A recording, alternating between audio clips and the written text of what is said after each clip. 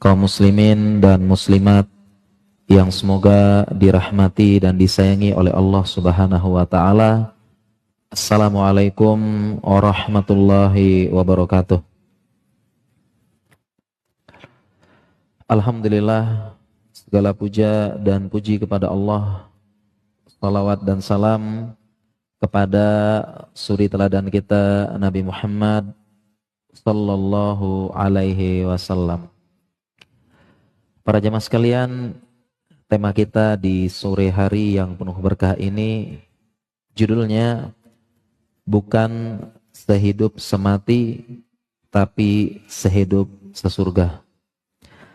Dan salah satu yang terkait dengan tema kita adalah buku saku yang saya bahas ini, yang insya Allah beberapa jemaah sudah mendapatkan bukunya, yaitu Rumah Tangga Sehidup Sesurga.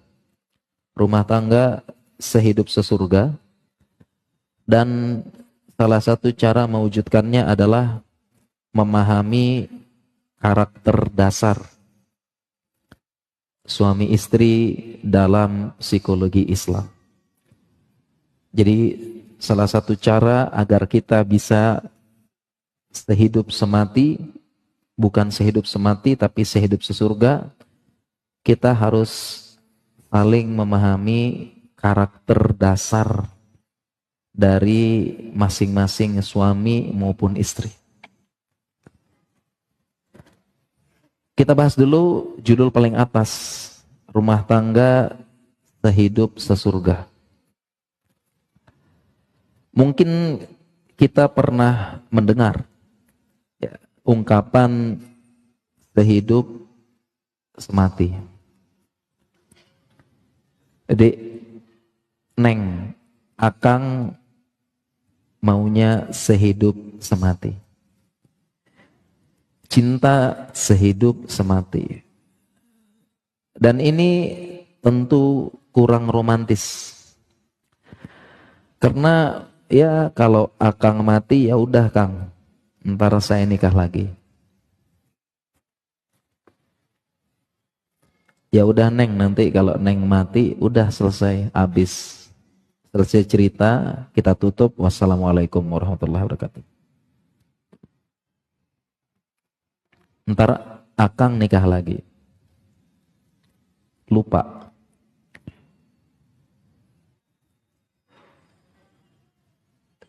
Karenanya Islam mengajarkan rumah tangga itu sehidup sesurga. Dan ini sebagai motivasi dan banyak dalil anjuran motivasi agar mewujudkan tujuan ini, yaitu sehidup sesurga.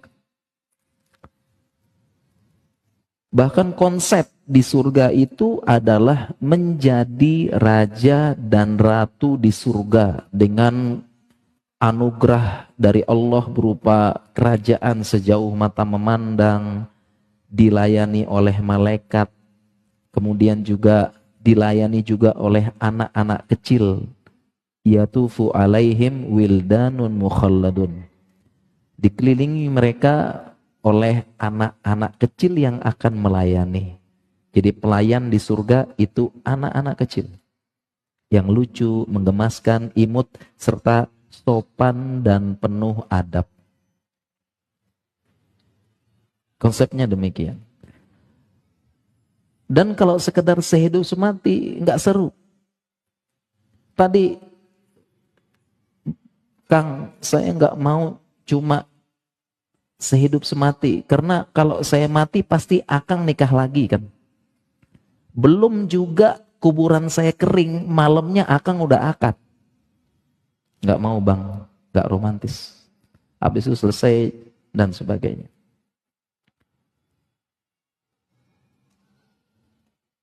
Apalagi yang meninggal suami duluan.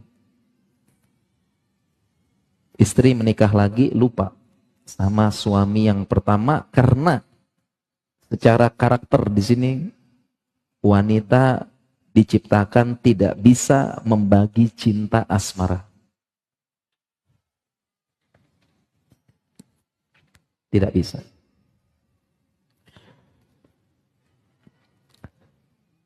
Kemudian sehidup sesurga. Sehidup sesurga ini berarti seorang suami akan bersama dengan istrinya di surga. Dan seharusnya ini menjadi visi misi yang terus digaungkan, dibahas bersama istri.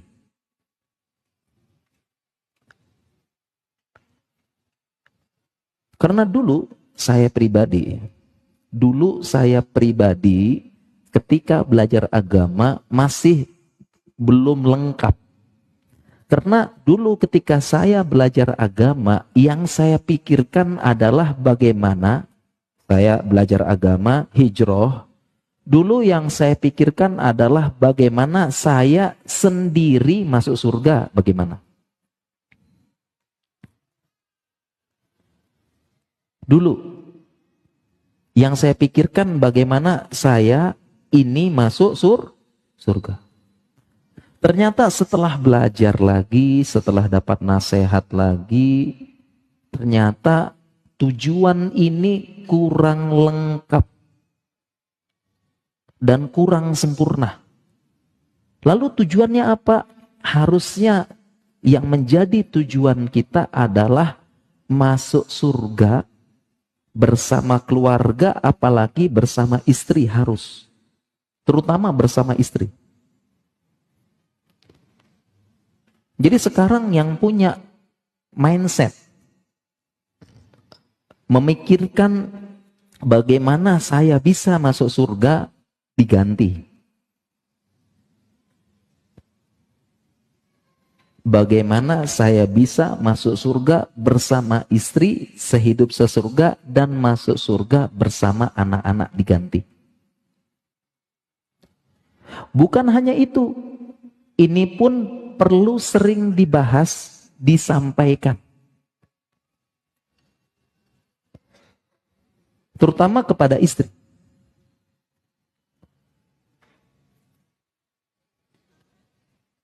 Pernah tidak yang sudah berumah tangga puluhan tahun atau berumah tangga belasan tahun?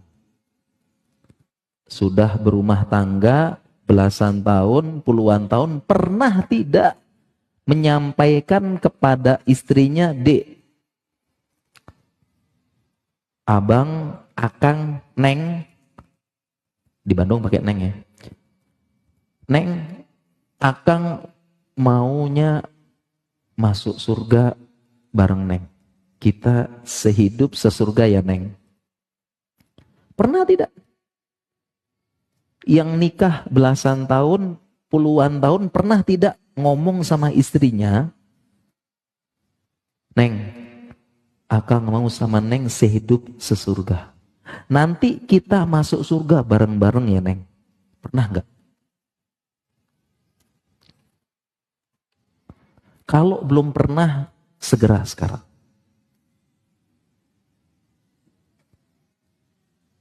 Karena perintah Allah itu adalah masuk surga bareng-bareng. Jadi visi kita setelah berkeluarga itu bukan masuk surga sendiri-sendiri, tapi masuk surganya bersama keluarga, apalagi istri lebih ditekankan lagi. Dalilnya Allah berfirman, "Jannatu adn yadkhulunaha wa man salaha min abaihim wa azwajihim wa dzurriyyatihim."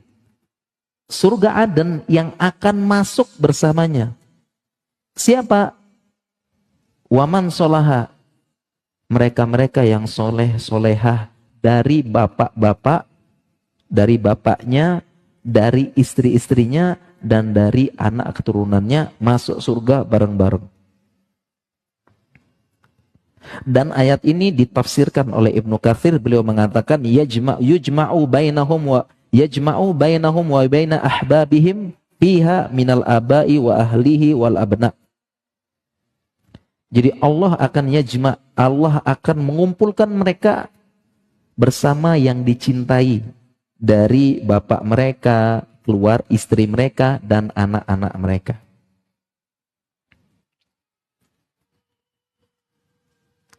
Jadi kalau masuk surga itu jangan tanggung-tanggung mikirnya. Masuk surga sendiri, masuk surga itu bareng-bareng. Sekeluarga.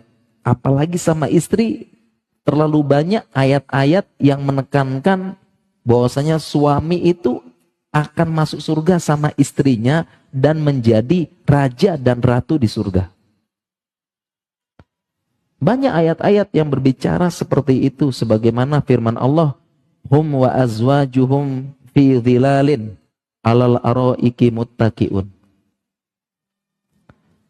Dan mereka hum wa azwajuhum, dan mereka bersama istri-istri mereka fi dhilalin, di bawah naungan. Sebagian tafsir naungan pohon di surga, naungan tempat yang nyaman di surga. Hum wa azwajuhum, mereka bersama istri, mereka bersama istri di surga. Karena konsepnya begitu di surga.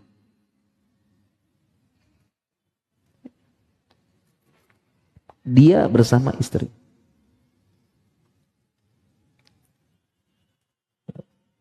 Dan di surga tidak ada jomblo. Tidak ada jomblo di surga. Disebutkan dalam hadis. Kenapa? Karena konsepnya dipasang-pasangkan.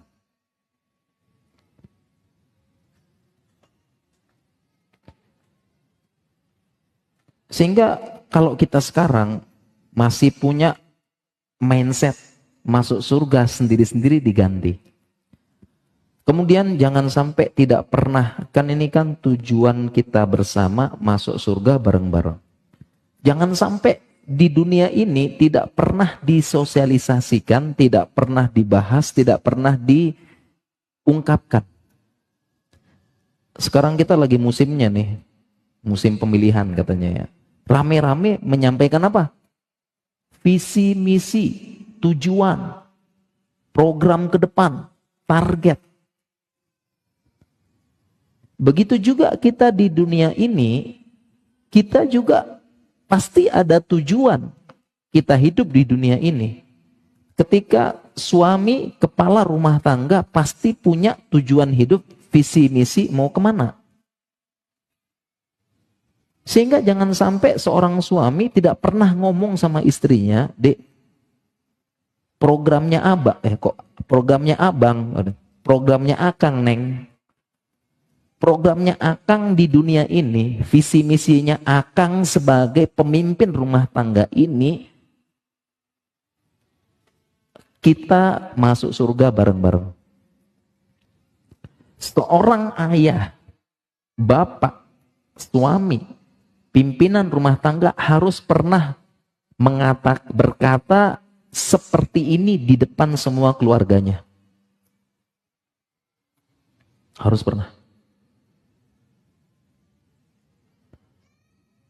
Karena dia pemimpinnya, ar-rijalu qawwamuna 'alan nisa, pimpinan. Yang akan memimpin. Memimpin menjadi nahkoda bahtera rumah tangga. Sang ayah sebagai nahkodanya. Sejak akad dimulailah sauh jangkar diangkat. Berjalan bahtera rumah tangga dimulai dari pinggir pantai, selat yang kecil, lautan, benua, dan itu pun dihantam dengan berbagai macam ujian, ombak, angin kencang, halilintar, petir, awan yang hitam, ombak yang tinggi, besar, tsunami, dan sebagainya.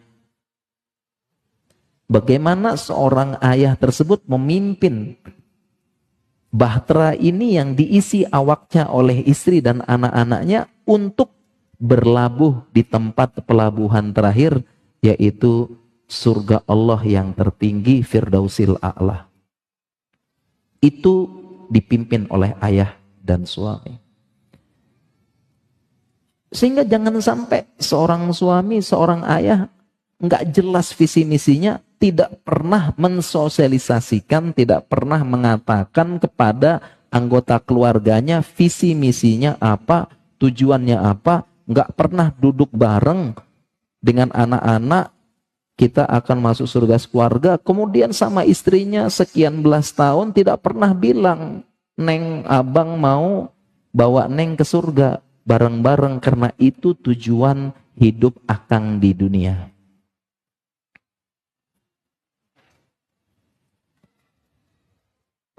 Kalau belum, nggak pernah selama ini sampaikan. Dan begitu juga dengan anggota keluarga juga. Saling mengingatkan. Kang, program akam kan ini, kita wujudkan bareng-bareng. Nanti Neng dukung. Kita saling mengingatkan, tawassaw bil haq, tawassaw bis sabr. Kita saling ingatkan, kita saling ini. Dan begitulah bahtera. Yang terlebih di zaman ini, zamannya subhat dan syahwat di zaman ini. Bagaimana kapal bahtera itu tidak oleng, tidak tenggelam, tidak bocor, akhirnya jatuh, tenggelam, karam, dan tidak bisa berlayar lagi. Perlu kerjasama dari semua anggota kru kapal bahtera tersebut mewujudkan sampai di pelabuhan terakhir surga Allah yang tertinggi, bareng-bareng masuknya. Kita tinggalkan mindset yang dulu. Kita berlabuh dengan sendiri-sendiri, dengan nampan, dengan perahu kecil, suami perahu kecil, istri perahu kecil, anak perahu kecil, gini, udah enggak, bukan gitu lagi. Yang suami ini perahu kecil, surga sendiri, istri perahu kecil, surga sendiri, enggak, bukan gitu lagi. Konsep yang Allah jelaskan justru bagaimana kapal bahtera bareng-bareng, masuk bareng-bareng. Sehingga sang ayah harus pernah bicara pada anaknya. Program ayah masuk surga sekeluarga. Seorang suami pernah bicara sama istrinya. Ya. Program rumah tangga akang, bagaimana kita masuk surga sekeluarga bareng-bareng. Disebutkan. Kemudian masih ada dalil-dalil yang lainnya yang menjelaskan bahwasanya konsep Islam itu sehidup sesurga.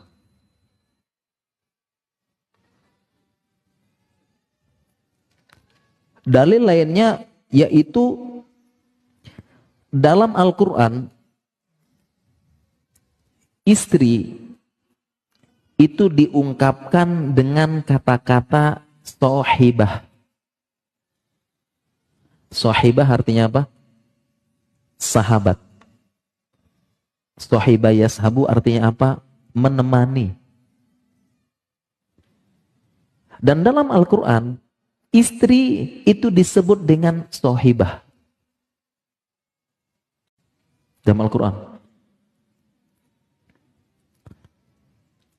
Contoh beberapa ayatnya kita sebutkan. Contoh misalnya, pas banget juga ayatnya lagi hangat-hangatnya ini. Allah berfirman, anna yakunu lahu walad walam takul lahu sohibah. Bagaimana bisa Allah punya anak padahal walam takul lahu sohibah, Allah tidak punya istri. Dalam Al-Quran istri disebut sohibah. Dan ini ditafsirkan oleh ahli tafsir As-Sa'di, as-sohibah ay zaujah. Sohibah itu maksudnya adalah istri. Dalam ayat yang lain kembali disebutkan hal yang sama. Allah berfirman dalam ayat yang lain, yauma yafirrul mar'u min akhihi wa ummihi wa abihi wa sahibatihi wa banihi.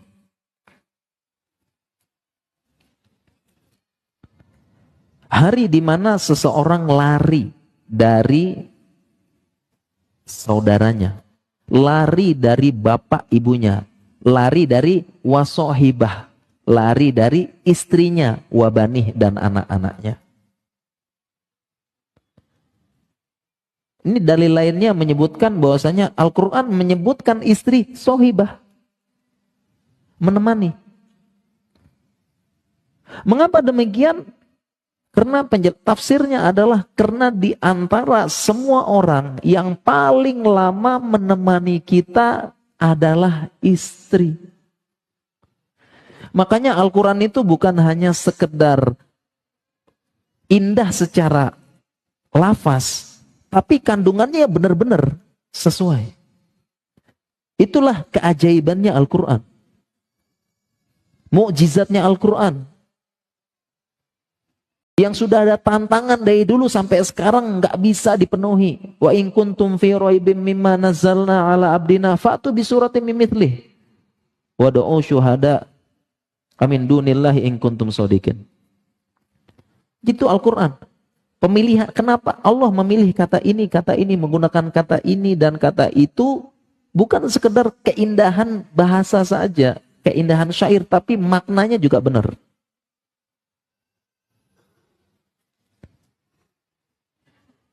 Allah sebutkan istri sebagai sohibah. Secara letterlek terjemahnya yang menemani, karena yang paling lama menemani kita di dunia ini adalah istri.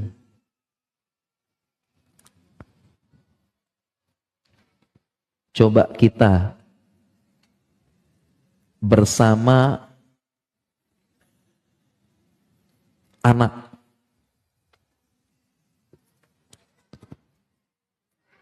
Berapa lama kita tinggal sama anak? Berapa lama? Dulu normalnya anak itu tinggal sama orang tuanya sampai SMA. Setelah itu anak pergi kuliah, pergi merantau ke kota lainnya. Justru anak-anak disuruh tinggal di kota ini nggak mau merantau. Bahkan anak-anak ada yang tinggal di kota Bandung, sekolahnya di Bandung, tetap pengen ngekos. Pengen ngerasakan pisah dari orang tua. Dulu juga begitu, teman saya juga ada. Orang tuanya di Jogja, dia teman saya, Fakultas Kedokteran UGM di Jogja juga, ternyata dia ngekos. Kenapa? Gak pengen kayak teman-teman, gak mau tinggal sama orang tua. Jadi kita sama anak 18, 17 tahun, 17, 18 tahun. Kebersamaan kita sama anak-anak. Apalagi anak-anak sekarang SMA mondok. SMP mondok. SD ada enggak? Ada SD juga mondok.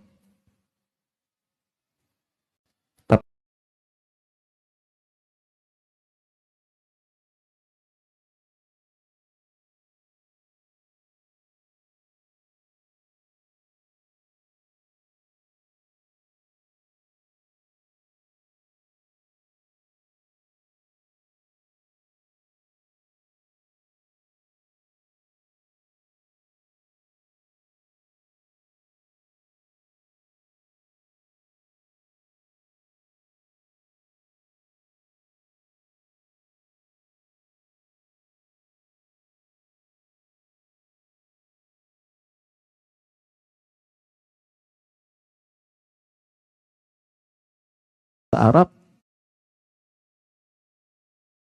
al-binta dhaifatun fi baiti abiha.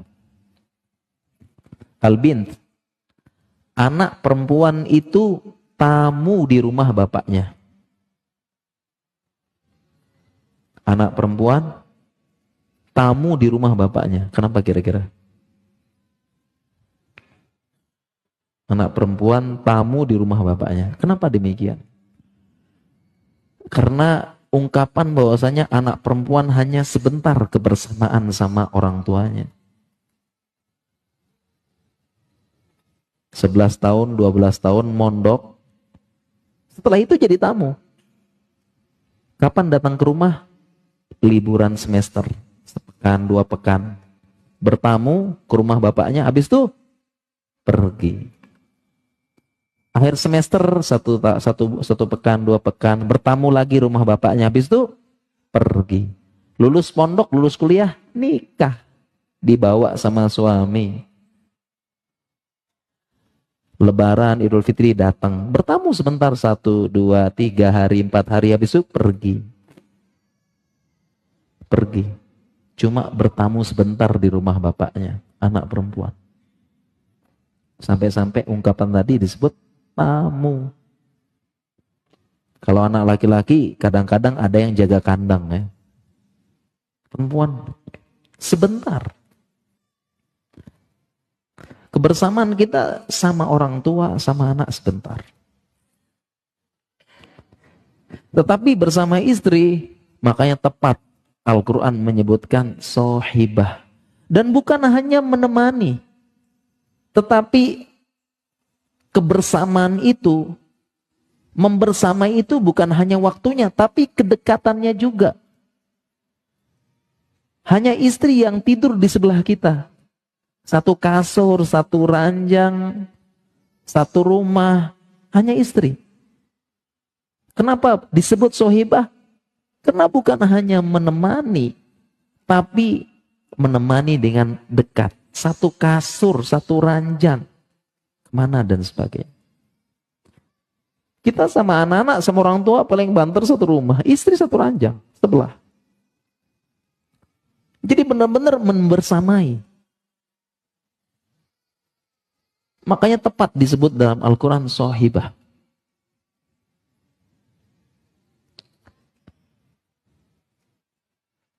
Makanya perlu kita ingatkan lagi, rumah tangga sehidup itu sesurga. Dan kenapa disebut sohibah lagi? Karena istri itu konsep Islam bukan hanya menemani di dunia. Yang di dunia aja udah panjang nih. Berapa lama kita sama istri? Bukan belasan tahun lagi, puluhan tahun bareng istri. Dan bukan sekedar kebersamaan, tapi kebersamaan yang dekat. Di sebelah kita terus. Itu puluhan tahun. Paling lama. Paling lama menemani. Dan tentunya konsep Islam itu sehidup sesurga. Paling lama menemani istri, bahkan bukan hanya di dunia, tetapi istri itu konsep Islam akan menemani kita selama-lamanya di surga. Khalidan mukhalladan fiha abada. Kekal, kekal, dan dikekalkan selama-lamanya. Bukan hanya di dunia, di surga menemani. Sohibah, menemani selama-lamanya, kekal. Tidak ada ujung batasnya. Gak ada. Oleh karena itu,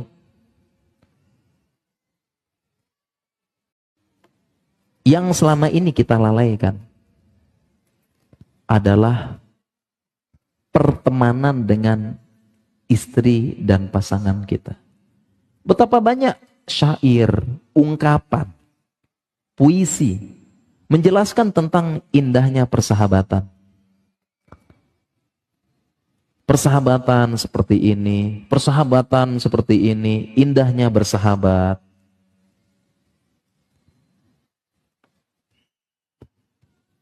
Persahabatan tidak usai dengan waktu. Banyak ungkapan-ungkapan menyebutkan baik berbagai macam jenis. Puisi lah, lagu lah, apalah semuanya. Semua tentang persahabatan-persahabatan. Tapi persahabatannya dengan teman. Dan Al-Quran mengingatkan jangan lupa dengan persahabatan yang utama, yaitu persahabatan dengan istri. Yang kadang-kadang kita lupa. Kadang-kadang kita lalai. Kadang-kadang kita, hubungan kita, persahabatan kita dengan teman-teman sahabat itu lebih akrab, lebih baik, lebih hangat, lebih saling toleransi lebih saling memaafkan dibandingkan persahabatan dengan istri. Kalau kita memupuk persahabatan, menjalin persahabatan erat dengan teman sahabat, tetapi kita kadang lupa menjalin, menjaga, membina persahabatan kita dengan istri. Kita kadang-kadang lupa. Lupa.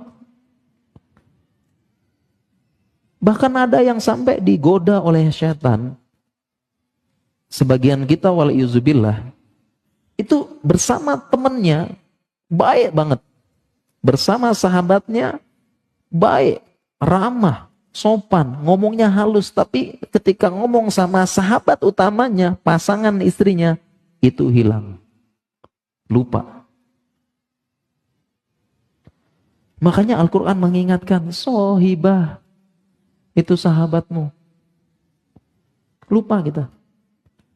Sebagian kita kadang-kadang sama temennya ramah, sering ditraktir, mau nganter kemana-mana. Ada orang rajin traktir temennya, rajin traktir sahabatnya. Kenapa? Menjalin persahabatan. Ramah, temennya diantar kemana-mana, ditemenin, datang keluar kota. Bro, aneh lagi di Bandung nih. Siap bro, tak temenin kemana? Jalan-jalan. Karena kita kan sahabat, join bro. Tapi kadang-kadang kita lupa istrinya, Kang, anterin ke pasar Kang. Udah besar masih dianterin. Kan bisa pergi sendiri. Traktir teman rajin sama keluarga pelit. Sama ketemu sama sahabat ramah luar biasa. Apalagi Iwan-Iwan. Kalau ketemu sama sahabat, Masya Allah. Udah jadi protap. Assalamualaikum ahi. Masya Allah. Barakallahu fikum. Protap dah itu. Kalau jumpa sama sahabat. Ketemu sama Iwan pengajian, senyum. Assalamualaikum ahi. Masya Allah. Cipika-cipiki. Barakallahu fikum. Assalamualaikum. Masya Allah. Syukron. Jazakumullah khairan. Dan itu juga protap balas WhatsApp. Assalamualaikum ahi, gimana kabar? Masya Allah. Barakallahu fikum ya. Itu protap kita kalau balas-balasan WhatsApp dengan teman-teman dan ikhwan pengajian. Sekarang pernah nggak sama istri? Pernah nggak istri sama suami?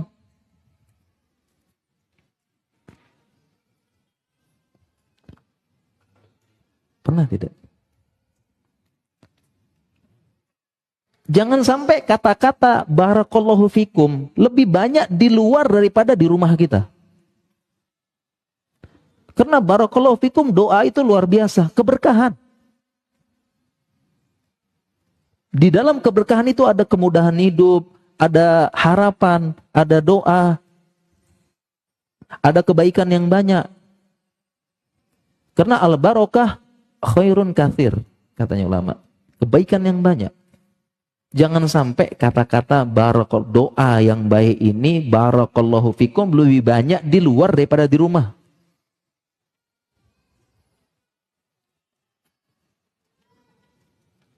Kan kita gitu ketemu.